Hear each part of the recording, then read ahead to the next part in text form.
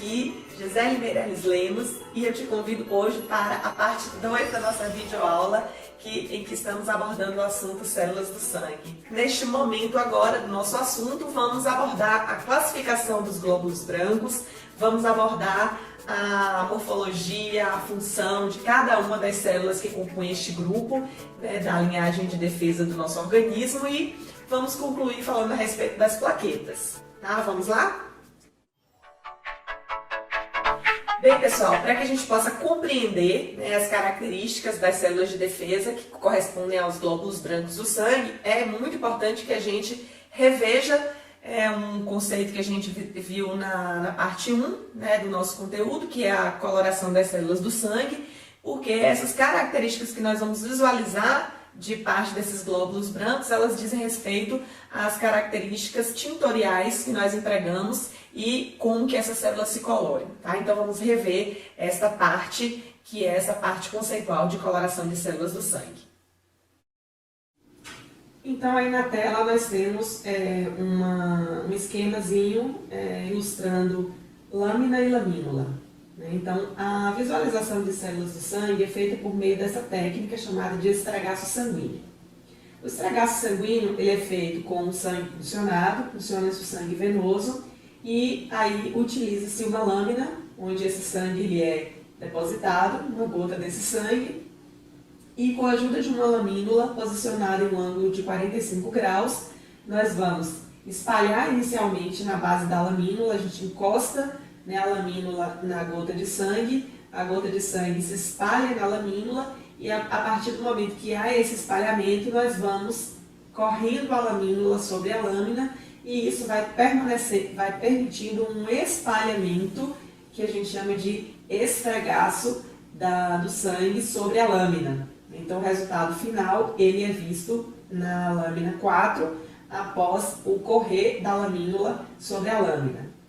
Esta distribuição que a gente precisa obter é uma distribuição que seja suficientemente boa para que as células não precisem ficar muito afastadas entre si, mas também não pode haver um tumulto de células por área. Então a gente precisa que essas células elas estejam bem distribuídas, de forma que a gente possa visualizá-las no campo da microscopia. Tá? Se nós fizermos basicamente até a etapa 4, e olharmos na microscopia óptica, o que vai ser possível observar são os glóbulos vermelhos. Tá? E isso pelo fato de que os glóbulos vermelhos, eles efetivamente são vermelhos, graças ao fato de que as células vermelhas, que são as hemácias, elas guardam dentro de si um pigmento, que é uma proteína que tem cor própria, que tem uma cor vermelha, que é a hemoglobina. Então a hemoglobina ela é uma proteína que tem cor própria e ela dá a cor vermelha à hemácia, que por sua vez dá a cor vermelha ao sangue. Então, se nós quisermos observar somente as hemácias, essa técnica aí, esperar secar a lâmina, já seria suficiente. No entanto, não seria suficiente para que a gente pudesse visualizar os glóbulos brancos, tá? Porque os glóbulos brancos, embora sejam chamados de glóbulos brancos, eles na verdade são transparentes. A microscopia óptica, nós não conseguimos identificá-los, a menos que nós empreguemos técnicas de coloração para este fim.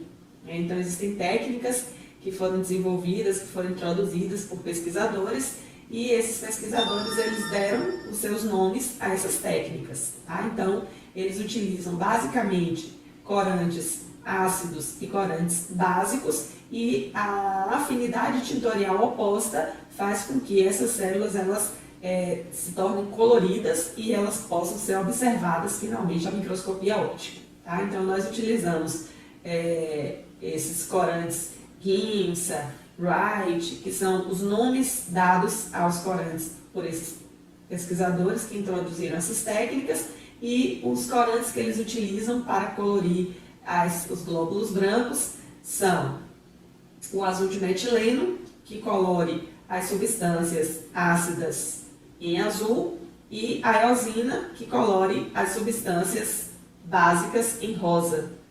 Então, nós temos que o corante azul é o azul de metileno, que colore as estruturas ácidas, e, portanto, o azul de metileno é um corante básico, e a eosina, que é um corante ácido e que colore as estruturas básicas nas células, ok? E nós temos também um corante que é chamado de azures. Esse corante azures, ele colore estruturas nas células em cor púrpura, né? Nós vamos observar que esses azures, basicamente, eles são as estruturas que são chamadas de lisossomos. Essas estruturas azurófilas, elas estão presentes nas células de defesa de maneira ampla.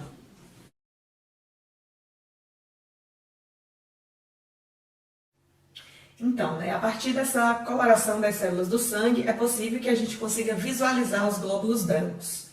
Porque, mesmo se nós não fizéssemos técnica nenhuma de coloração, poderíamos visualizar os glóbulos vermelhos, porque a hemoglobina é uma proteína pigmento que dá cor à hemácia, que é uma célula vermelha. Então, nós não precisaríamos de técnica de coloração para poder visualizar as hemácias. E quando nós utilizamos essas técnicas de coloração, o corante que pigmenta a hemácia é o corante eosina. Então, a hemácia, ela basicamente não modifica a sua coloração da coloração de base dela, que é o tom de vermelho, já que a hemácia ela é uma cor rósea, então a hemácia ela praticamente fica na mesma cor que ela já possui. Porém, os glóbulos brancos em si, embora eles em seu conjunto receba essa nomenclatura de glóbulos brancos, eles na verdade são células que a microscopia óptica não são visíveis, né? Eles são transparentes à microscopia óptica. Então, para que os glóbulos brancos sejam visualizados, é mandatório que se faça técnicas de coloração para que a gente possa visualizar estes glóbulos, tá?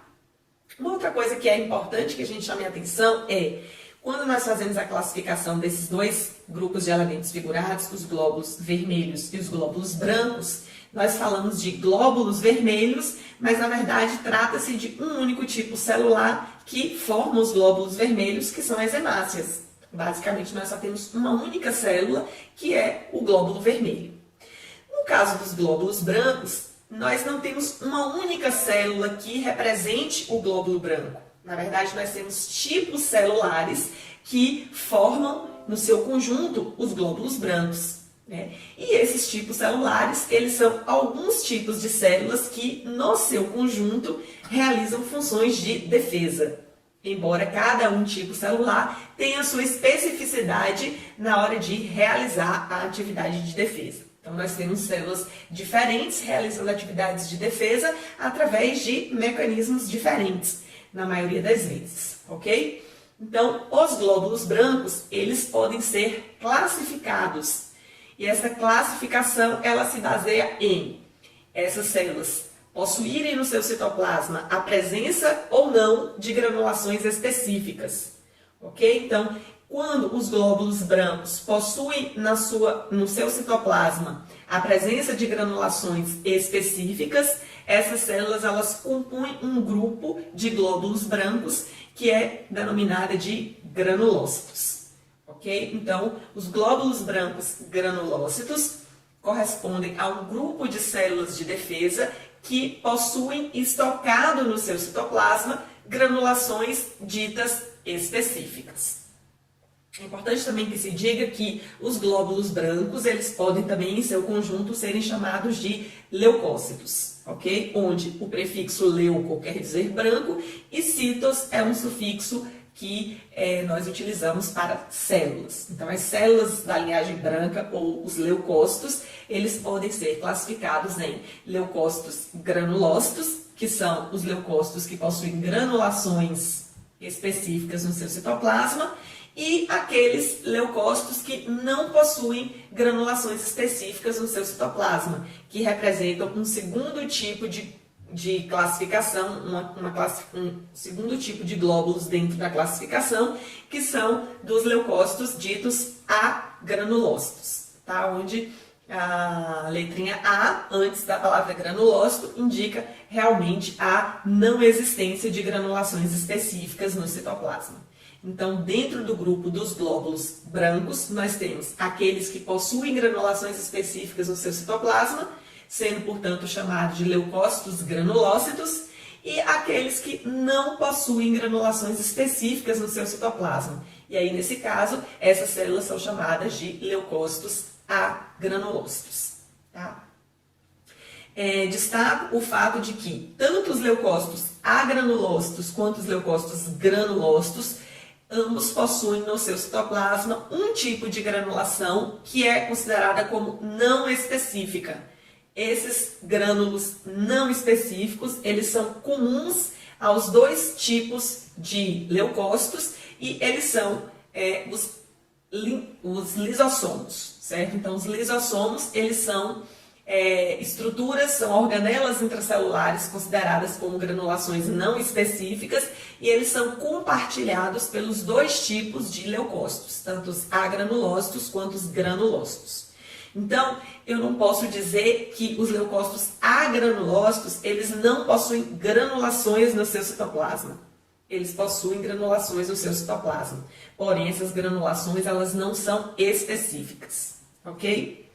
Quando nós usamos as técnicas de coloração, os lisossomos, que são essas estruturas, essas organelas que são comuns aos dois tipos de leucócitos, elas se colorem pelos corantes ditos azures, que colore essa estrutura, esta organela, em cor púrpura. E, por conseguinte, nós denominamos os lisossomos, coloridos pelos azures, como azurófilos. Então, os lisossomos são chamados de granulações azurófilas e elas são comuns aos leucócitos granulócitos e aos leucócitos agranulócitos, de forma que os dois tipos de leucócitos possuem as granulações azurófilas. Porém, somente os granulócitos possuem granulações específicas, de forma que os agranulócitos não possuem granulações específicas. No esquema a seguir, nós vamos visualizar esta classificação dos glóbulos brancos e vamos ver quais tipos celulares se enquadram em cada um desses dois grupos dentro da categoria dos leucócitos. Vamos acompanhar no esquema a seguir como que é essa distribuição dessas células dentro desses dois grupos. Na organização vista no slide, é possível observar que os glóbulos brancos estão aí divididos em dois grupos. O grupo dos leucócitos granulócitos e o grupo dos leucócitos agranulócitos. No grupo dos leucócitos granulócitos, nós temos três tipos celulares que estão compondo este grupo, que são as células chamadas de neutrófilos, as células chamadas de eosinófilos e as células chamadas de basófilos. Então, nós temos neutrófilos, eosinófilos e basófilos compondo o grupo dos leucócitos granulócitos. E no grupo dos leucócitos agranulócitos, nós temos dois tipos celulares que estão contidos neste grupo, que são os monócitos e os linfócitos. Tá? Com relação à nomenclatura que é dada aos leucócitos granulócitos, nós temos o seguinte contexto. Devido ao fato de que os leucócitos granulócitos possuem granulações específicas, a afinidade tintorial dos grânulos específicos dos neutrófilos aos corantes empregados ácido e básico é a de não coloração. Então, quando nós empregamos esses corantes para colorir os neutrófilos, nós conseguimos, no máximo, colorir as granulações azurófilas. Então, quando eu observo na microscopia óptica, os neutrófilos, eles não demonstram os seus grânulos específicos, porque os grânulos específicos, eles têm uma característica química neutra, não colorindo-se nem pelos corantes ácidos e nem pelos corantes básicos. Daí a sua nomenclatura de neutrófilo, porque os seus grânulos específicos não possuem afinidade por corantes nem ácidos e nem básicos. E os grânulos que nós visualizamos no citoplasma celular são basicamente os azurófilos, que são os lisossomos coloridos pelos corantes azuis. Tá? O que nós identificamos no caso dos eosinófilos são que os grânulos específicos eles se colorem pelo corante eosina. E nós temos uma quantidade muito maior de granulações específicas dentro da célula do que de lisossomos. Então, quando nós visualizamos o eosinófilo, o que se destaca nessa célula é a presença de uma quantidade significativa de granulações que se colorem pelo corante eosina. E aí, decorrente disso, essa célula é chamada de eosinófilo, porque as suas granulações específicas, elas têm afinidade pelo corante eosina. E no caso dos basófilos, nós também temos uma quantidade de granulações específicas que é maior do que a de lisossomos, ou seja, do que a de grânulos azurófilos. Então, o que vai se destacar na visualização do basófilo são as suas granulações específicas que se colore pelo corante azul de metileno, que é o corante básico, e é por conta de que esses grânulos específicos do basófilo têm afinidade pelo corante básico, é que essa célula é denominada de basófilo. Então, a nomenclatura dos leucócitos granulócitos está relacionada com a afinidade tintorial das granulações específicas pelos corantes empregados, ou mesmo ao seu aspecto de neutralidade em relação a esses corantes, que é, no caso, o que se observa na célula denominada de neutrófilo. Então, a seguir, nós vamos estudar cada um desses tipos celulares na sua forma, no seu tempo de vida, na sua função, na sua origem, e isso vai fazer com que a gente possa compreender, em linhas gerais, como que as células trabalham em conjunto para realizarem a defesa do nosso corpo.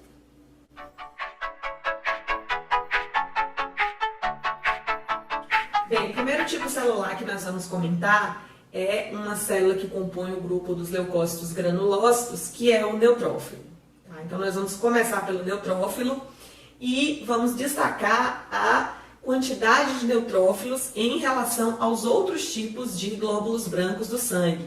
Porque os neutrófilos, eles se destacam em relação ao seu volume, né, a sua quantidade em relação aos outros tipos de leucócitos, principalmente aos leucócitos granulócitos. Haja visto que esses glóbulos brancos, que são os neutrófilos, eles representam quase que 97% da quantidade total de glóbulos brancos. Então, quando nós visualizamos o esfregaço sanguíneo, nós temos uma facilidade de encontrar os neutrófilos no campo, em uma quantidade relativamente alta se compararmos com os demais glóbulos.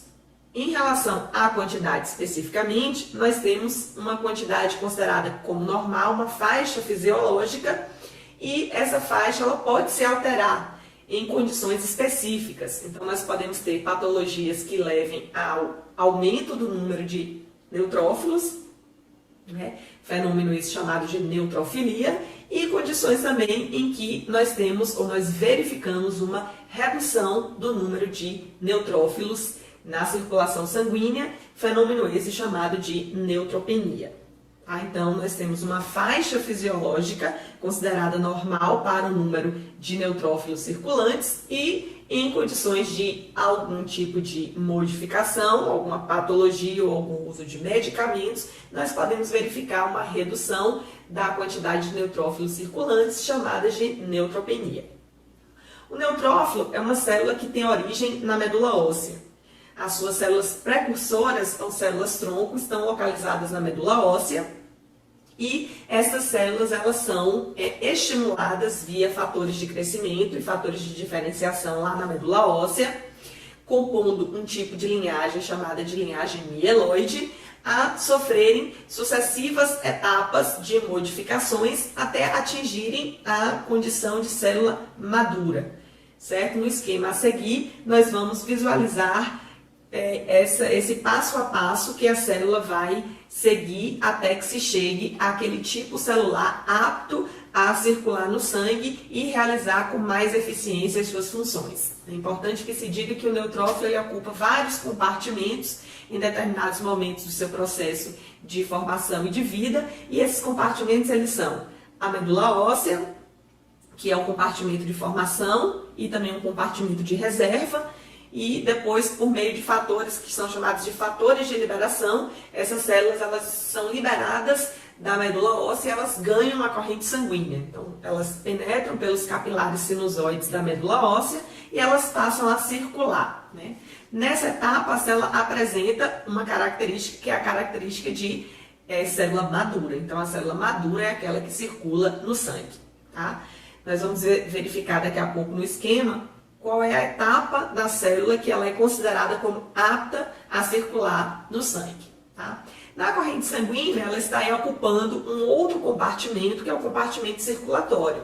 Então, nós temos células que estão em suspensão, né, circulando na região central do fluxo sanguíneo, e uma parte das células que estão aí dentro também do sistema circulatório, que estão aí presas na parede interna dos vasos sanguíneos. Então, dentro desse compartimento, que é o compartimento circulatório, nós temos as células que estão em suspensão, circulantes, e temos aquelas que estão presas nas paredes dos vasos sanguíneos, ligadas a proteínas, que são proteínas de ligação que permitem posteriormente que a célula adquira condições de travessia ou de diapedese para o tecido conjuntivo. Tá? Então, no tecido conjuntivo, a célula vai ocupar o seu último compartimento e aí ela deve durar em torno de uma semana, em que ela pode realizar as funções a que ela está designada e posteriormente morrer, ou mesmo não tendo realizado função alguma, essa célula também entra em fenômenos apoptóticos e morre.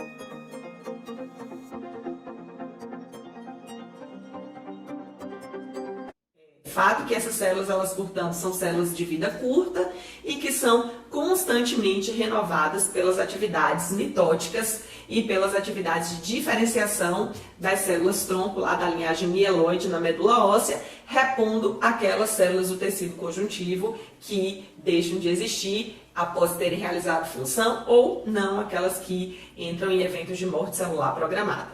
Vamos aqui no esquema a seguir verificar como que lá na medula óssea a célula menos diferenciada da linhagem, reconhecida como aquela que vai dar origem ao neutrófilo, ela vai se diferenciando até chegar na célula mais diferenciada aí desta linhagem, que é a linhagem do neutrófilo, que é um leucócito granulócito. Vamos acompanhar aqui nesse esquema a seguir. Nesse esquema, nós vemos uma sequência de evolução que o neutrófilo ele desempenha, né, que ele passa, na verdade, que vai desde a primeira célula reconhecida como aquela célula que está fazendo parte da linhagem do neutrófilo, até a célula mais diferenciada de todas, que é a célula madura. Então, a primeira célula dessa linhagem, inclusive, ela é comum a todos os leucócitos granulócitos, que é o mieloblasto, né? A partir desta célula, que é o mieloblasto, essa célula passa a produzir granulações específicas no seu citoplasma. E aí, a depender do tipo de granulação específica, ela pode dar origem a um neutrófilo, a um eosinófilo ou a um basófilo, que são as células que compõem a linhagem dos leucócitos granulócitos, que possuem granulações específicas no seu citoplasma. Então, o mieloblasto ele vai evoluindo na produção das granulações específicas e aquela especificamente que vai dar origem ao neutrófilo, ela segue a seguinte sequência. Do mieloblasto, ela passa a promielócito, do promielócito, ela vai a mielócito, do mielócito, ela vai a metamielócito, com esse núcleo aí chanfrado. Depois ela chega nesta condição aí de célula chamada de bastonete, com o núcleo em bastão. Esta célula aí, que é o bastonete, ela pode ser liberada na corrente sanguínea. Nós temos uma contagem que vai de 0 a um número de células que chega até um número pequeno de células circulantes que compõem os neutrófilos jovens. Então, se nós não tivermos bastonetes circulantes, é uma condição de normalidade. Mas uma pequena quantidade também de bastonetes circulantes também constitui uma situação de normalidade. O comum mesmo é que nós tenhamos uma quantidade mais significativa, ou seja, 97% dos leucócitos granulócitos compostos desta célula aí, que é chamada de segmentada.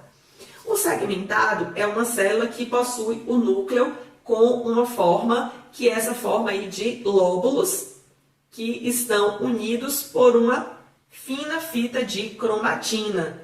Então, esta célula que é o segmentado, ela pode variar em um núcleo que tenha 2 lóbulos, que tenha 3 lóbulos ou tenha mais que 3 lóbulos. Podemos chegar a 5 lóbulos, que é uma célula chamada de hipersegmentada. Ok? Então, a célula madura, mais madura, que é o segmentado, né? É uma célula que possui o núcleo com lóbulos unidos por ponte de cromatina. E eu posso ter células com 2 ou mais lóbulos.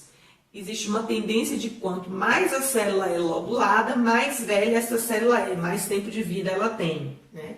De forma que eu possa encontrar as células circulantes ou nos tecidos com 2, 3, 4, até 5 lóbulos. E aí, nesse caso, como eu tenho uma variedade de possibilidades de núcleo, esta célula ela também é chamada de leucócito polimorfo nuclear, porque nós temos várias possibilidades de formas do núcleo. Poli de várias, morfo de forma e nuclear de núcleo modificado, certo? Então, nós temos que o neutrófilo ele também pode ser chamado de leucócito polimorfo nuclear. Em situações de infecção bacteriana, o número dessas células vai aumentar na corrente sanguínea, ou seja, nós teremos um fenômeno chamado de neutrofilia. Na neutrofilia, quanto mais intenso for o processo infeccioso, que pode também envolver não só condições bacterianas, mas também condições fúngicas, nós podemos ter a liberação por parte da medula óssea de células mais jovens do que o segmentado. Então, nós podemos ter uma contagem maior de bastonetes e podemos até observar uma célula ainda não totalmente madura, que é o metamielócito circulante. Então, em condições de infecção mais grave, por assim dizer, ou seja, quando existe um número maior de micro-organismos no organismo, em que o organismo ele tem que ter um desdobramento maior de opções para poder reagir a essa infecção, ele pode liberar células ainda não totalmente maduras da medula óssea. É quando ele libera o metamielócito. E esse fenômeno ele recebe o nome de desvio à esquerda. Tá? O desvio à esquerda é o fato de nós termos células muito jovens da linhagem dos neutrófilos na circulação sanguínea. Então, esse fenômeno ele é visto em casos de processos infecciosos em que o organismo, ele, já tendo liberado toda a reserva de células maduras na medula óssea, passa agora a liberar as células não totalmente maduras para que na guerra consiga vencer o invasor. Na sequência, nós vamos visualizar 2 esfregaços sanguíneos, em que, em meio a uma quantidade bem grande de hemácias, que é a célula que predomina, né, no sangue, que são os glóbulos vermelhos, nós vamos ver um neutrófilo. Um neutrófilo, inicialmente em um aumento menor, e a célula vai estar mais distante, e depois nós vamos visualizar o neutrófilo em um aumento maior. Essa célula é uma célula madura, que é a célula chamada de segmentada. Então, nós vamos ver 2 fotomicrografias, a primeira de um esfregaço sanguíneo em um aumento menor, e posteriormente um esfregaço sanguíneo em um aumento maior, onde o neutrófilo ele vai estar mais próximo e a gente consegue visualizar mais detalhes dele. Vamos ver. Então, nesse esquema, nós conseguimos visualizar na fotomicrografia muitas hemácias e um neutrófilo entremeado. É possível fazermos uma comparação do tamanho. O neutrófilo é um glóbulo branco e ele tem um tamanho maior do que o das hemácias. Esse é o aspecto de normalidade. Geralmente, os glóbulos brancos eles têm um tamanho maior do que o das hemácias, né? À exceção dos linfócitos, que tem um tamanho mais próximo do da hemácia, os demais glóbulos brancos são células maiores do que os glóbulos vermelhos. Na fotomicrografia a seguir, nós vamos visualizar mais próximo o neutrófilo.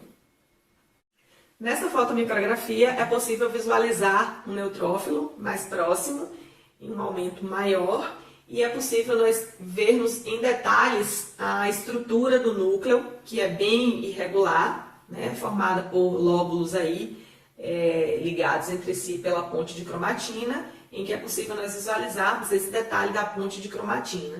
Então, da fotomicrografia anterior para esta fotomicrografia, é possível verificar que os núcleos não são semelhantes. Então, nós temos uma modificação da forma, o que faz jus à nomenclatura dessa célula de leucócito polimorfo nuclear. Bem, no quesito função, os neutrófilos eles são células que são recrutadas para uma área de agressão, como sendo a primeira célula da linhagem de defesa que chega numa área em que está sendo lesionada. Eles representam sua acumulação no tecido agredido, representa um quadro que nós chamamos de inflamação aguda. Então, os neutrófilos são as células de defesa que caracterizam, né, o cenário da inflamação aguda. Junto com outras características dos fenômenos exudativos, a célula responsável por realizar as atividades típicas do quadro agudo é o neutrófilo, né? São as células que estão presentes e atuantes em situações de invasões bacterianas e também de mecanismos de colonização fúngica. A atividade realizada pelo neutrófilo nessa área é basicamente de fagocitose. Então, o neutrófilo é uma célula de defesa apta a realizar fagocitose, né? E a fagocitose é o evento em que a célula ela engloba o elemento e realiza a sua destruição internamente. Então, para que a célula realize a fagocitose, inicialmente ela precisa se ligar ao agente, ela precisa englobar o agente e internamente ela utiliza de mecanismos para destruir esse agente que foi englobado. Aí ela vai utilizar enzimas contidas nas granulações específicas, enzimas contidas nos lisossomos. Ela vai se utilizar de mecanismos que produzem radicais livres aí dentro por meio do aumento do consumo de oxigenação na área. Então, basicamente, os neutrófilos eles atuam destruindo o agente invasor por meio de fagocitose através de técnicas enzimáticas e também de aumento de radicais livres, né, produtos da respiração celular local. Nós temos um videozinho a seguir que ilustra ludicamente como que o neutrófilo realiza essa função que é de fagocitar. Aqui no caso, esta ilustração representa um neutrófilo trilobulado, né? Então a célula ela possuindo aí no seu interior as granulações específicas e as granulações azurófilas. E aí o elemento estranho, vamos supor que seja uma bactéria. Então ela tem receptores na superfície, o neutrófilo tem receptores na sua superfície e por meio de um mecanismo chamado de opsonização, ela se liga a essa bactéria e aí ela engloba, ela coloca a bactéria do meio externo para o meio interno, onde a bactéria vai ocupar no meio interno um vacúolo. Esse vacúolo é chamado de fagossomo. E aí a célula vai e envia para dentro do fagossomo os seus grânulos, realizando, portanto, a digestão intracelular do agente. Esse fenômeno é a fagocitose. Na sequência, vamos abordar a próxima célula que compõe o grupo dos leucócitos granulócitos, que é o eosinófilo. O eosinófilo é uma célula que também tem um diâmetro grande, né, se comparado com as hemácias. É uma célula que vive cerca de 15 dias aí por volta no tecido conjuntivo e é uma célula que está apta a realizar a fagocitose do complexo antígeno-anticorpo. Esta célula possui na sua superfície receptores de anticorpos, ela possui na sua superfície o receptor da imunoglobulina E, que é o anticorpo IgE, e graças a esse receptor ela está apta a reconhecer, entre aspas, porque na verdade não é um reconhecimento efetivo, mas é uma ligação que acontece entre o antígeno e o anticorpo que está na superfície da célula, e aí quando se dá essa formação desse complexo na superfície celular, isso ativa na célula mecanismos de englobamento do antígeno e a célula realiza a destruição deste. Então, o eosinófilo é uma célula que é atraída para uma área de invasão de antígenos, e essa atração ela é feita por substâncias químicas liberadas pelo basófilo. E o basófilo é uma célula também que é um granulócito e ele produz o fator quimiotático para eosinófilo. E esse fator quimiotático é uma substância química que tem uma grande atratividade para essa célula que é o eosinófilo. E o eosinófilo ele vai se concentrar na área onde está havendo a invasão do antígeno e vai realizar o englobamento deste a partir da ligação, né, dos anticorpos na superfície do eosinófilo.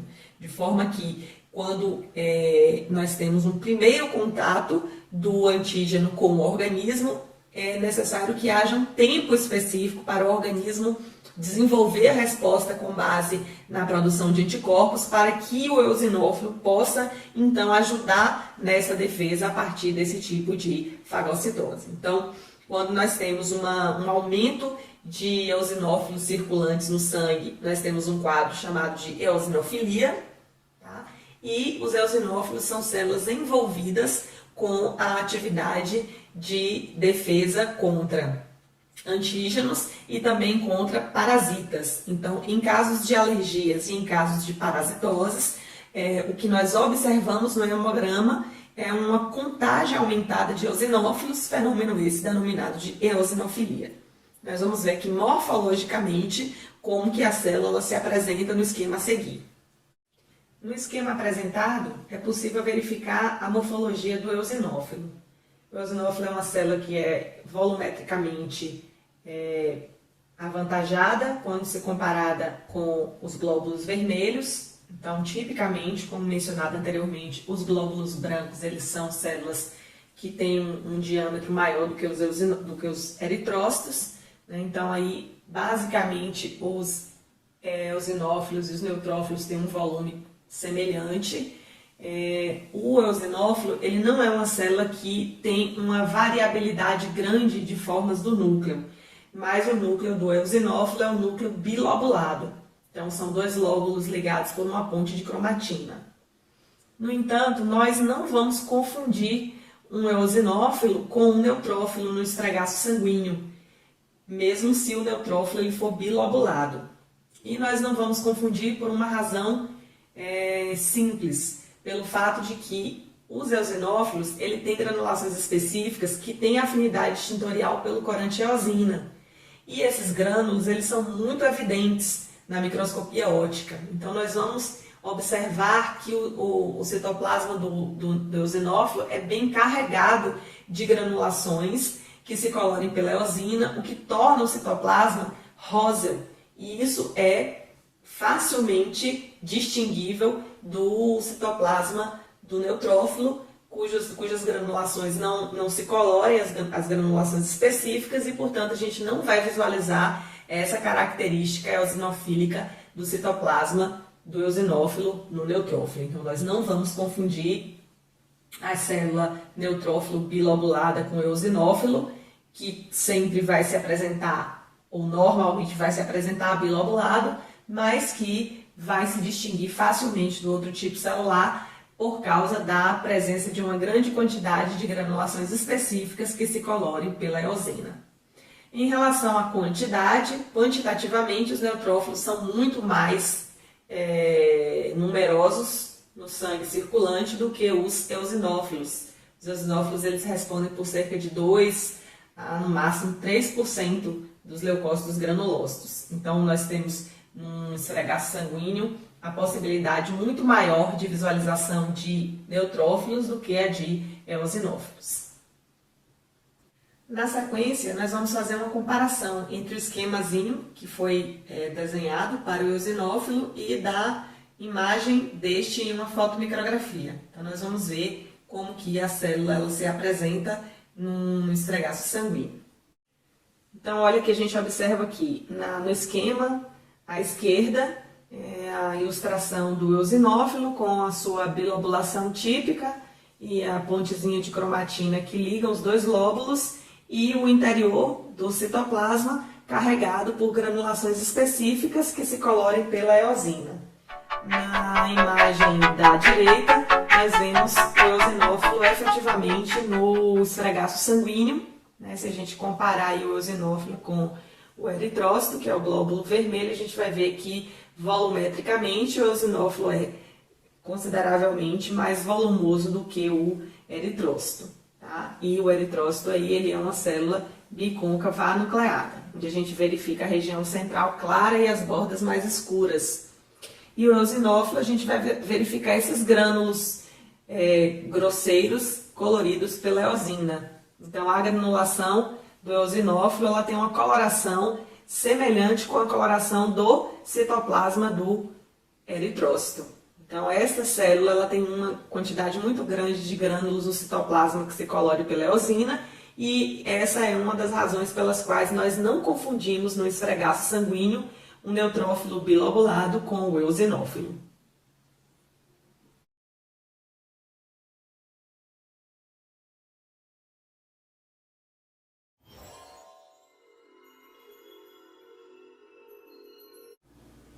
O terceiro e último tipo de célula que está classificada dentro do grupo dos leucócitos granulócitos se chama basófilo. O basófilo é uma célula que se encontra em termos de quantidade bem baixinho nos esfregaços sanguíneos. Pense numa célula difícil de ser encontrada, graças ao fato de que eles representam não mais que 1% da quantidade total de glóbulos brancos dentro da categoria dos leucócitos granulócitos. Né? Nós vamos ver no esquema a seguir como essa célula ela, morfologicamente se apresenta. Uma das características que vale ressaltar aqui do basófilo é o fato de que essa célula ela tem sua função restrita ao interior dos vasos sanguíneos. Então, ela não é uma célula que vai para o tecido conjuntivo para realizar suas funções. Ela é uma célula que realiza suas funções dentro do sistema circulatório. Então, os grânulos específicos que a célula possui são basicamente para atuar sobre a parede dos vasos sanguíneos e ajudar em mecanismos de regulação do calibre vascular, de vasodilatação, e também de atração de eosinófilos para a área. Né? Como dito anteriormente, o eosinófilo ele pode ser atraído para a área através de uma substância produzida pelo basófilo, que é o fator quimiotático para eosinófilo. Então, quando nós temos uma lesão, uma agressão em determinado tecido, o basófilo ele libera o conteúdo dos seus grânulos e aí esse conteúdo dos grânulos atua sobre a parede dos vasos e também atraindo eosinófilos. Uma outra característica de importância a ser ressaltada é o fato de que essas células atuam também mediante a presença de antígenos, porque na sua superfície nós também encontramos aquelas proteínas que são receptoras para a imunoglobulina IgE. Tá? Então, quando nós temos a IgE se liga na superfície do basófilo e na presença de um antígeno, forma-se na superfície da célula complexo antígeno-anticorpo e isso resulta na liberação dos grânulos que essa célula possui. Esses grânulos eles são vasoativos e eles também atraem estas células que são eosinófilos para a área para que elas possam realizar fagocitose. Tá? Então vamos ver aqui no próximo esquema como está organizado morfologicamente os basófilos. Nesse esquemazinho é possível verificar como que o basófilo ele se organiza. Então, o núcleo do basófilo, ele é um núcleo que é um pouco difícil de ser visualizado e de ser identificado. E isso se dá graças ao fato de que os grânulos que estão contidos no citoplasma e que estão em grande quantidade no citoplasma, se avolumam no citoplasma, se colorem com o mesmo corante que o núcleo se colore. E isso faz com que o núcleo se torne obscurecido. na avaliação microscópica, né, na microscopia óptica. Mas os autores descrevem que o basófilo é uma célula que tem o núcleo com forma de S retorcido e com uma dificuldade de observar seus contornos nitidamente, graças a esse obscurecimento que é dado pelos grânulos específicos que se colorem também pelo azul de metileno, que é o mesmo corante que colore o núcleo. Tá? Então essa é a característica que se destaca nesta célula chamada de basófilo. No esquema a seguir, vamos ver um basófilo no esfregaço sanguíneo. Como dito anteriormente, é necessário que a gente procure bastante no esfregaço para que a gente possa localizar o basófilo, graças à sua quantidade reduzida em condições de normalidade. Mas vamos ver nesse esfregaço sanguíneo como que essa morfologia descrita anteriormente no esquema, ela efetivamente se mostra na microscopia óptica. Então veja aqui no centro da fotomicrografia o basófilo e nós conseguimos visualizar as granulações, as granulações que se colorem no mesmo tom que o núcleo se colore, e a gente pode comparar aí o volume do basófilo em relação à das hemácias, que mantém aquela mesma proporção observada para os outros glóbulos brancos, de que estas células geralmente são volumetricamente mais avantajadas do que os eritrócitos.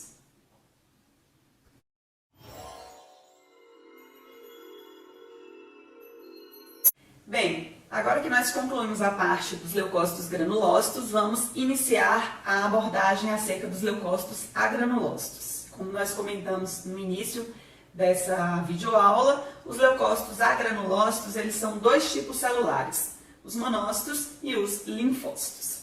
Então, nossa abordagem vai começar a partir dos monócitos. Bem, os monócitos são células que se originam na medula óssea. Lá na medula óssea existem células-tronco que sofrem influência de fatores de crescimento e de diferenciação, se transformam em células precursoras e posteriormente dão origem a uma célula chamada de promonócito e posteriormente ao monócito. Na etapa em que a célula está na forma de monócito, ela já se encontra pronta para ser liberada da medula óssea e circular no sangue.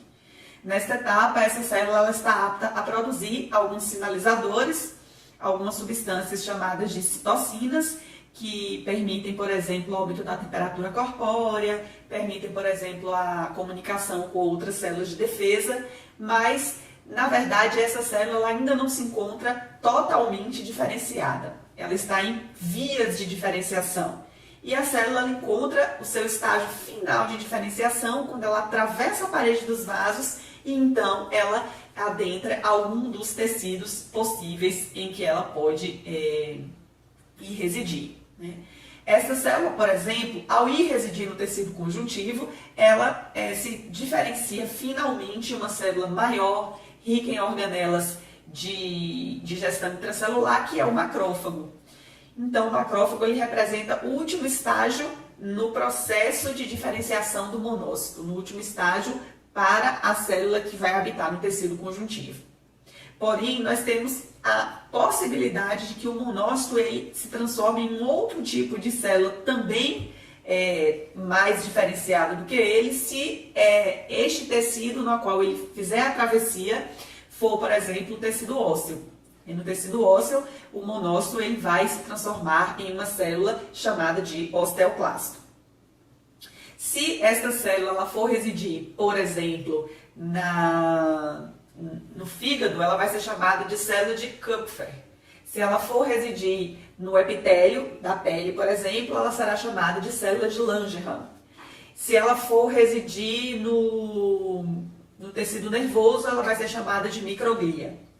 Então, na verdade, nós temos um conjunto de células que tem o seu estágio final de diferenciação a depender do tecido em que essa célula atravessa, porque em cada um desses tecidos existem tipos diferentes, né, de fatores de crescimento que induzem a um tipo final de diferenciação ao monócito. Por esta razão, né, por esta peculiaridade que está envolvida essa célula, nós dizemos que o monócito compõe o que nós consideramos como o sistema fagocitário mononuclear. Tá? Então, o sistema fagocitário mononuclear é composto pelo monócito, que é uma célula que está em vias de diferenciação. Ela é uma célula que não está imatura, mas também ela não é uma célula totalmente madura, porque ela ainda pode sofrer eventos de diferenciação complementares, a depender de qual tecido ela se encontra.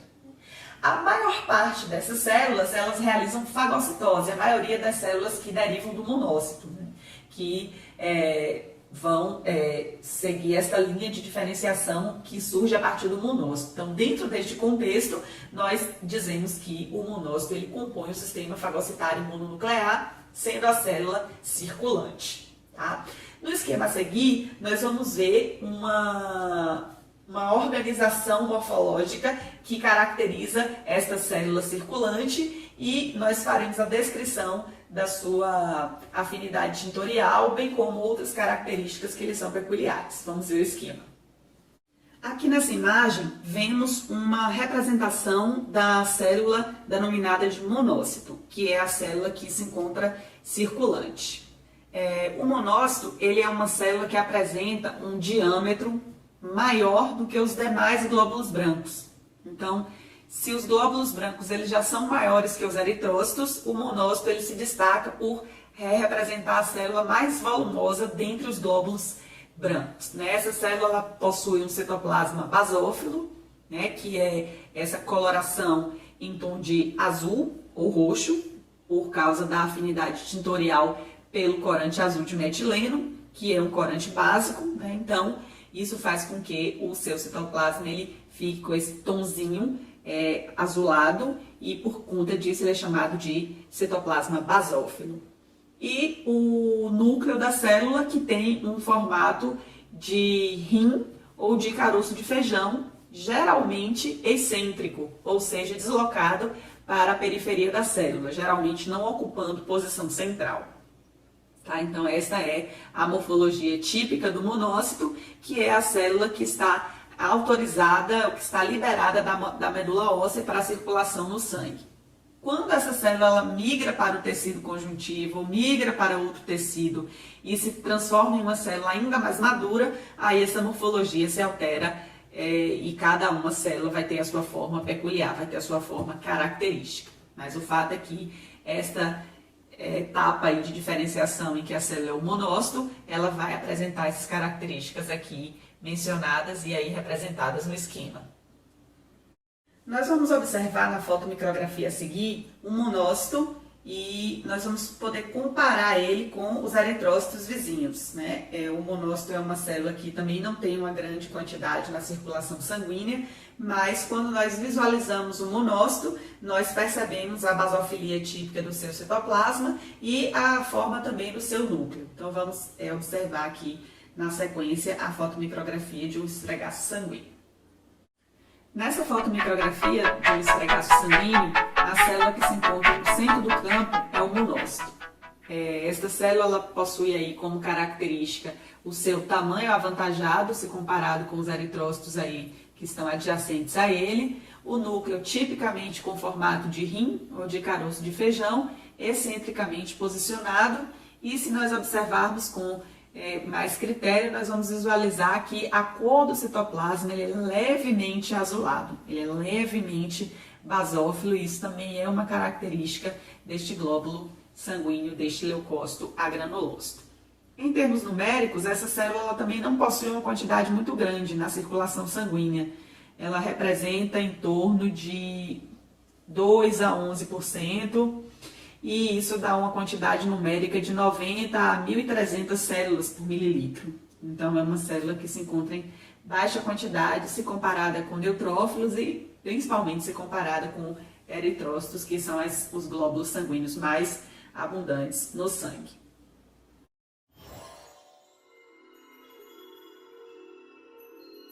Então, vamos concluir a parte de abordagem dos leucócitos agranulócitos falando a respeito do linfócito.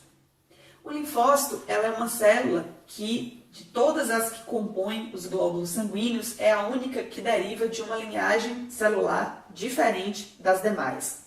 Enquanto todas as outras células, desde os eritrócitos às plaquetas, passando por todos os leucócitos, granulócitos e os monócitos, todas derivam de uma linhagem celular chamada de linhagem mieloide. A única célula derivada da medula óssea que se origina de uma linhagem diferente são os linfócitos, e esses sim derivam de uma linhagem celular chamada de linhagem linfóide. Os linfócitos são células que derivam da medula óssea, porém nem todos os tipos de linfócitos saem da medula óssea ainda como células maduras ou já como células maduras. Temos uma população de células que saem da medula óssea como células maduras, que compreendem tipos de linfócitos chamados de linfócitos B. Então, os linfócitos B são tipos de linfócitos que são gerados, produzidos na medula óssea e já saem da medula óssea como células maduras, aptas a realizarem as suas funções. E os linfócitos, chamados de linfócitos T, eles necessitam de uma passagem pelo timo, onde realizarão os eventos finais do seu estágio de maturação e, portanto, só adquire características de célula totalmente madura nessa passagem da célula pelo timo. Então, o linfócito T, ele surge da medula óssea e aí ele sofre uma etapa final de diferenciação no timo. Essas duas populações de linfócitos, essas duas principais populações de linfócitos, elas são responsáveis pela resposta que a gente chama de resposta específica ou resposta adquirida. A resposta específica ou resposta adquirida é a resposta que o nosso organismo dá frente à presença de uma estrutura chamada de antígenos. Os antígenos são elementos estranhos, são partículas estranhas que entram no corpo e que estimulam as nossas células de defesa, a nossa linhagem de células brancas a responderem de maneira especificamente dirigida a este antígeno. Então, nem tudo de estranho que consegue invadir os tecidos, eles são antígenos. Nós temos estruturas que podem ser estranhas, mas que não levam o organismo a desenvolver uma resposta especificamente dirigida a ele. Então, essa estrutura ela não é considerada antígena, embora seja estranha. Mas se a estrutura é estranha e ela estimula o organismo a produzir uma resposta imune dirigida a ela, aí sim essa estrutura ela é chamada de antígeno. E os antígenos, eles estimulam o organismo a, portanto, produzir uma resposta imune específica ou adquirida. E no nosso organismo, as células responsáveis pela operacionalização da resposta específica, da resposta adquirida, são os linfócitos. E por isso nós dizemos que os linfócitos são células aptas a guardarem memória, são células de memória. E, em sua maioria, são células que vivem muito tempo, mas nós temos linfócitos também que vivem menos tempo. Os linfócitos, eles, portanto, são divididos em dois grandes grupos principais, os dos linfócitos B e os dos linfócitos T, sendo que, embora eles sejam morfologicamente muito semelhantes entre si, diante de um esfregaço sanguíneo vendo lado a lado um linfócito T e um linfócito B, nós não conseguimos discernir qual que é um tipo e qual que é o outro tipo, porque eles são muito semelhantes entre si. O que os torna diferentes é uma proteína de superfície que só pode ser identificada por meio de técnicas especiais de coloração chamadas de imunomarcação.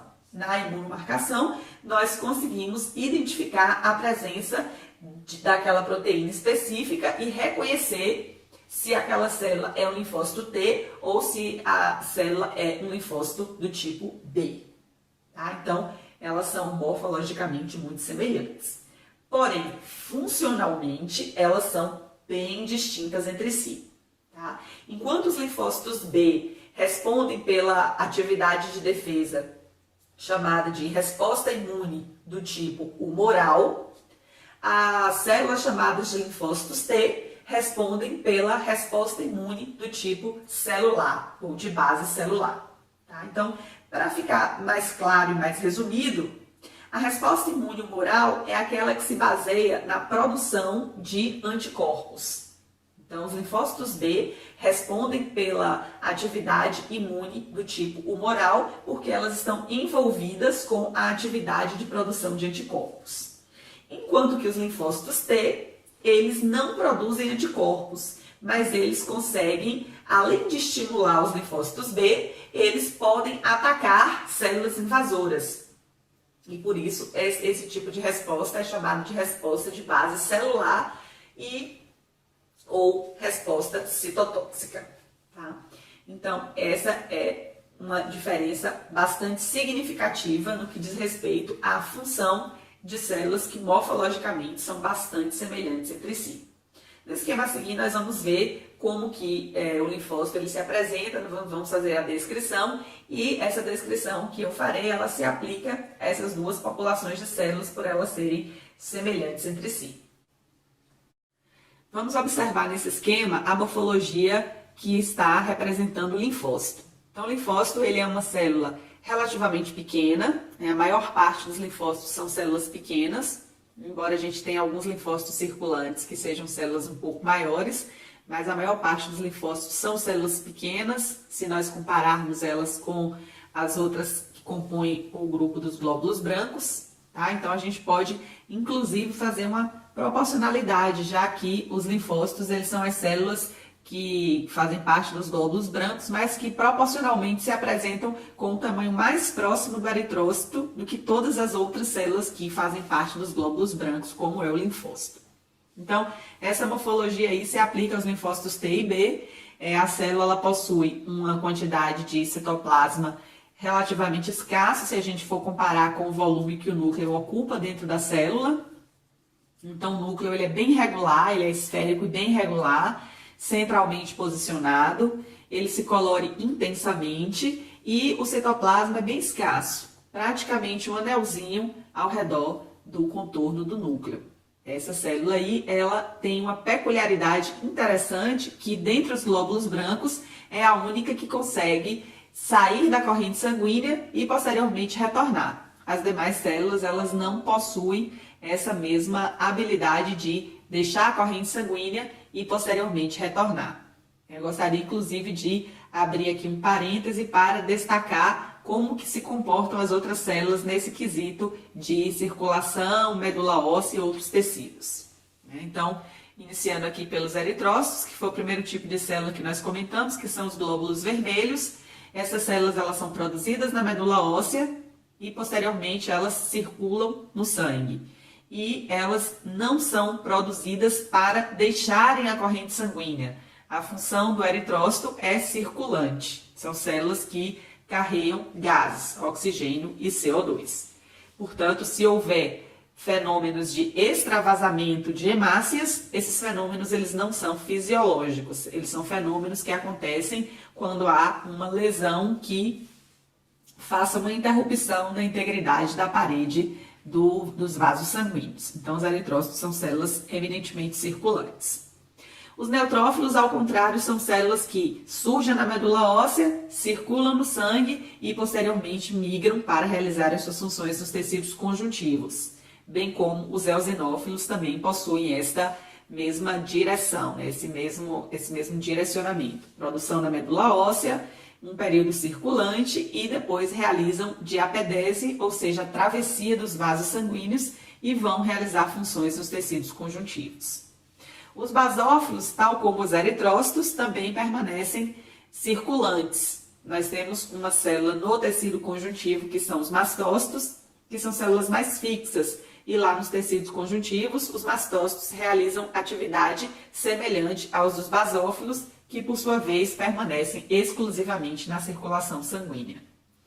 Os monócitos, por sua vez, são células que também são produzidas na medula óssea, circulam no sangue ainda como célula em etapa de maturação e, posteriormente, atravessam a parede dos vasos e passam a residir em tecidos diversos, onde em cada um deles pode assumir uma forma diferente e a maioria com função fagocitária.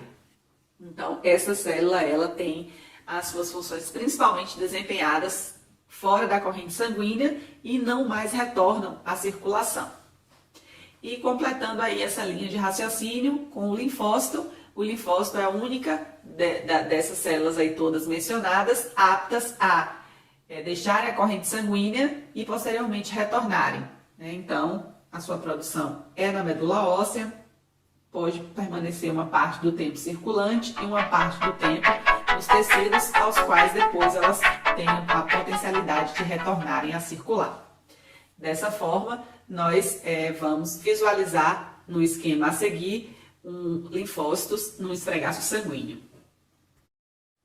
Aqui nesse esfregaço sanguíneo nós visualizamos linfócitos e eritrócitos, né? Nós temos linfócitos pequenos e nós temos um linfócito grande, né? Então os linfócitos grandes ele tem uma população bem pequena circulante, a maior parte deles são os linfócitos pequenos e como a gente pode aí observar, ao redor dos linfócitos nós temos eritrócitos e é possível que a gente compare volumetricamente como eles têm um volume mais próximo entre si do que o dos eritrócitos com os demais glóbulos brancos.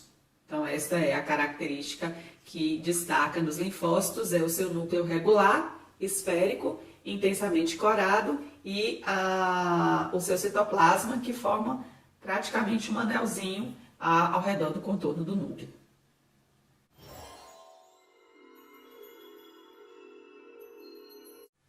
Para concluir a nossa abordagem, vamos falar agora a respeito das plaquetas. De todos os elementos figurados do sangue, as plaquetas são o único tipo que não compõe efetivamente um tipo celular, mas as plaquetas elas representam fragmentos de uma célula que está localizada, está fixa na medula óssea. Então é de lá que se originam as plaquetas. Então lá na medula óssea existe uma célula muito grande, muito volumosa, que se chama megacariócito. O megacariócito ele possui uma quantidade de material genético muito grande se comparado com uma célula somática e por conta disso ela é chamada de célula poliploide. As células somáticas elas são diploides e o megacariócito é uma célula poliploide. Esse megacariócito ele possui no seu citoplasma uma grande quantidade de grânulos contendo substâncias químicas que são importantes para as atividades funcionais das plaquetas. Então essas células elas ficam lá na medula óssea e elas se assentam sobre os capilares sinusoides e ela tem prolongamentos da célula que adentram a corrente sanguínea e desses prolongamentos a célula vai liberando fragmentos. E esses fragmentos eles contêm a membrana plasmática da célula, parte do citoplasma, que está rico dessas substâncias químicas que têm importante papel tanto na reparação da parede de vasos sanguíneos lesionados, quanto na coagulação do sangue, que é aquele fenômeno que nós comentamos no início, que é a transformação do sangue do estado líquido para o estado sólido, ou a formação do coágulo, ou a coagulação. Então, a coagulação sanguínea, ela se inicia com a atividade plaquetária. Então, as plaquetas, elas inicialmente, quando tocam em uma estrutura que é compatível com colágeno, elas iniciam fenômenos de adesão e elas iniciam fenômenos de liberação do conteúdo dos grânulos que atraem outras plaquetas e elas começam a se aderir naquela localização na tentativa de formar uma barreira mecânica que tente impedir a perda de sangue através daquele local lesionado. Então, esta barreira plaquetária, ela é a primeira etapa do evento de coagulação e ela é chamada de tampão plaquetário. Então, as plaquetas, elas são responsáveis por colaborar com a produção do coágulo sanguíneo e, assim, impedir que mais sangue se perca por uma área de lesão vascular. E depois elas liberam substâncias químicas que estimulam as células epiteliais ou endotélio vascular a se dividir para produzir células novas que repavimentem uma área lesionada. Então, essas são as funções que são atribuídas à plaqueta: reparação de parede dos vasos e coagulação sanguínea. Vamos aqui à frente observar um esquemazinho que tenta ilustrar a organização das plaquetas.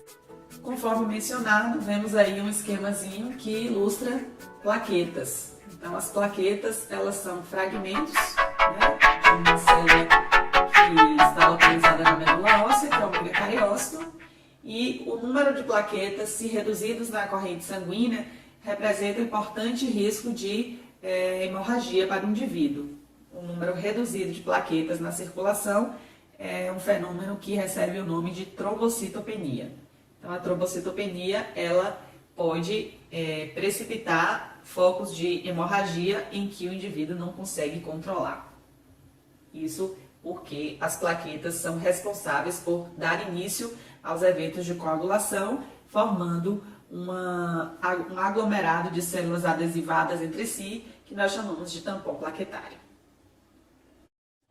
Bem, pessoal, chegamos ao fim do nosso assunto, células do sangue. Em breve vamos iniciar a abordagem a respeito do tecido ósseo, né, que também é um tipo de tecido conjuntivo, só que por sua vez é um tipo de tecido conjuntivo de suporte. Bons estudos, aproveitem bastante e espero que em breve a gente possa se rever.